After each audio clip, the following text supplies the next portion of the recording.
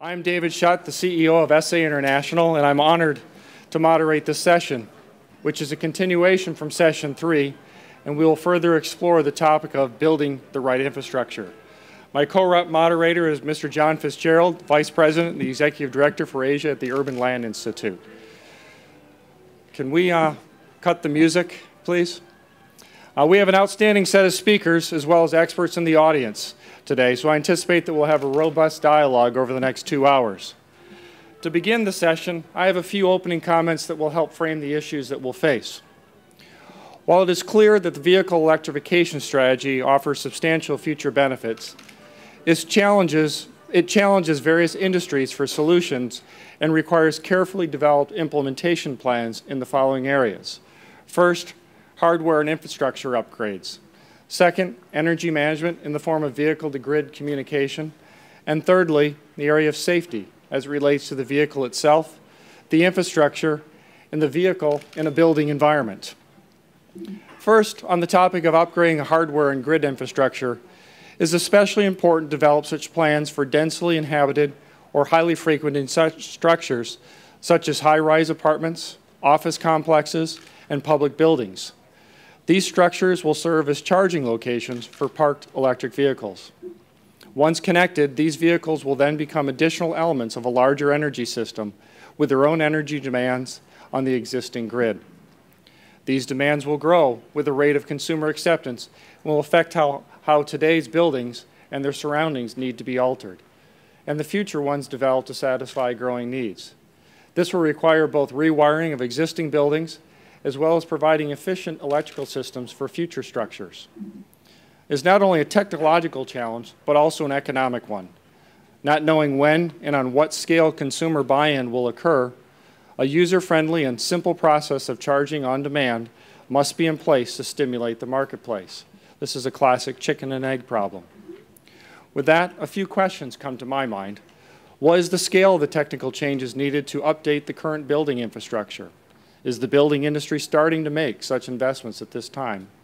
And what new schemes are being considered for future building and public structures? On the second topic of energy management and vehicle-to-grid communication, the inevitable increase in the load on the current grid lead technology developers to consider the vehicle as an energy storage unit.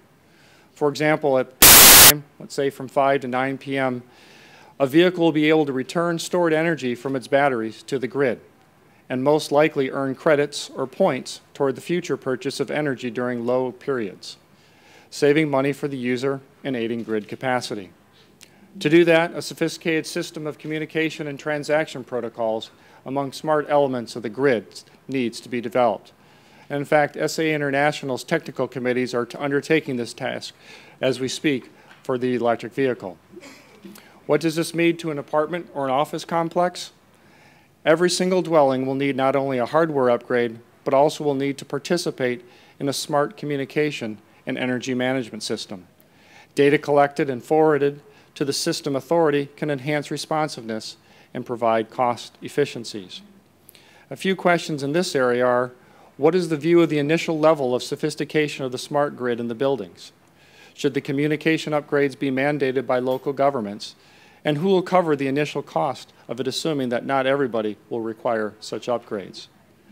Finally, on the topic of safety, unlike the internal combustion vehicles, which only refuel outside of residential and commercial buildings, the plug-in hybrid electric vehicles or the pure electric vehicles will use building infrastructure to recharge batteries during the day and night. Now imagine a 100-unit apartment complex with 10 electric vehicles charging through the night in an underground parking structure or in an assigned parking spot outside, each equipped with a high-density energy battery operating at high voltage. In case of an emergency such as a fire, the vehicle safety is extended to the environment in which the charging and energy storage is taking place. This presents any federal and local government, building developer, and building maintenance management firm with the responsibility to assure that the codes and the standards reflect and mandate that the latest safety provisions are satisfied in the case of emergencies and accidents. A recent summit organized in the United States by SA International and the National Fire Protection Agency brought together vehicle manufacturers, battery suppliers, emergency responders to review currently available codes and standards that provide help to the rescuers and emergency personnel. To the safety-related question I have is this: are other regions in the world developing similarly harmonized and shared platforms to engage all stakeholders in the safety issues? Before going to a panel discussion, I'd like to invite Ms. Sin-ling Chung, the CEO of My Car EU Auto, to the podium to talk about the My Car and its rollout plans. Ms. Sin-ling apparently is not here. Okay, well, let's go right on. We'll give us our 5 minutes back. We'll go to the panel. I'd like to invite our 4 panelists up. Ms. Vivian Lau, Deputy Secretary for the Environment in the Hong Kong Government. Mr. C.M. Mack, Head of the Electronic Mobility Development, CLP Power with Hong Kong Limited. Mr. Thomas Wu, Managing Director of Hopewell Holdings. And Mr. David Bragdon, Director with the Mayor's Office of Long-Term Planning and Sustainability for New York City. If you can come up to the podium, or to the...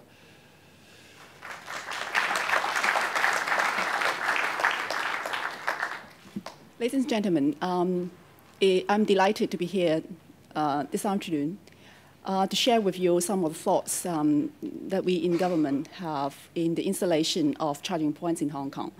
I'm going to be very brief, highlighting some of the major issues. Some of them we have, some ideas. Some we do not really have a solution. But I think today's meeting will provide a very good platform for us to exchange views and share our experiences. To set the scene, numbers. How many EVs are there in Hong Kong now? We have about 80. Not too big a figure, but it is going up. And I can tell you why it is small, because in Hong Kong, we do not have a car manufacturing industry. So we have to work very closely with the car manufacturers who produces right-hand drive EVs. But it is noteworthy that we are making good progress. And indeed, some of these car manufacturers are picking Hong Kong as their first market in Asia, outside Japan. So we have successfully secured the launch of Mitsubishi's iMITS in Hong Kong. So everybody, if you're interested, you can get it out in the retail market right now. You do not have to work through the government or any corporations. And Nissan's Leaf is arriving. We're expecting it in February next year, well ahead of its schedule for commercial launch. So we're working hard with these car manufacturers. On charging points, just now I said that we have 80 EVs. In terms of charging points, now we have about 160. So a pretty good ratio, 1 to 2. But the important thing is, I think we really have to provide the necessary infrastructure before the EVs come. It's always a chicken and egg question, whether we have to wait till the cars have come, then we start to build the infrastructure. That couldn't work. That doesn't work, because we have to give confidence to the potential EV car buyers that if they take out an EV in Hong Kong, they would not have to worry about charging facilities whatsoever. So while we're expecting more EVs to come to Hong Kong, right at this moment, we have to act quickly to set up the necessary infrastructure. In terms of policy, no person could ever doubt our commitment to promote EVs in Hong Kong. In fact, the Financial Secretary, he is the third man in the government, personally chairs a steering committee comprising representatives from all sectors of community in this area of work. And indeed, I was told that he took out a special license to drive government cars because because government have procured some EVs, and he really want have that sort of driving experience, and that's why he took out a special driving license for test driving EV. So he's keen, and the government is keen. In doing this, we know pretty well that government alone could not do it. We have to work very closely with important partners. And today, you will be, two of our major stakeholders, one being the power company, the other one being a property developer, would be here to share with you the experience in working with us in setting up charging points. Our work naturally falls on two areas. One is we really have to work on the existing buildings. And in fact, in considering the major issues or challenges in setting up charging facilities, the very immediate question is who installs? That means who owns. And ownership means what? One, physically, you have to get the facility set up and pay for it. And then you have to take care of the operation, the maintenance. Presumably, you have to recover all the running costs, not just running costs and capital costs, not just the electricity tariffs. And then there would be liability. In terms of liability, the situation in Hong Kong is that because of our urban topography, people work and live in multi-story buildings. And then a question pops up, and that is one about strata title or divided ownership in multi-story buildings. Even if you own a car park slot in a complex, because you have to set up the facilities, you have to do the wiring, you have to make sure there is sufficient power supply, then naturally the wires will have to put from the switch room all the way to your parking lot. So you have to go through what we call common areas. And here comes the question. So you have to get the permission of all the owners who jointly own the common area in order to get through. So it's a big problem that we are facing, but we believe that with time and then with more sort of explanation and advice to the owners' corporations of these buildings, we would have a good chance to seek their cooperation and understanding. Just as I said, that for existing buildings, the local power companies, we have two, already set up around 60 standard charging points as a pilot. And then property developers is another major stakeholders of us. They are now beginning to install charging points on their own to support wider use of EVs. Right at this moment, they are paying for it out of corporate social responsibility. Into the future, that's probably the last slide that I have. In the future, other than existing buildings, we have already announced an important policy, and that is we will provide very strong incentives for putting in place EV charging-enabled car parks in multi-story buildings.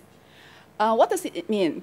In Hong Kong, if you take out a piece of land, then knowing that you would build multi-story buildings, there's a limit as to how many gross floor area, the size that you are able to build. We are handing out concessions to developers if they build car parks with EV charging-enabled facilities. We are going to give them exemptions. So the area, the floor area covered by car parks will be exempted by a certain ratio. So I think this is an important policy. It's going to shape the future landscape of our car parks. So I think that in the future, when more and more new buildings comes up, the availability of EV parking slots, the problem will go away pretty quickly. Thank you very much.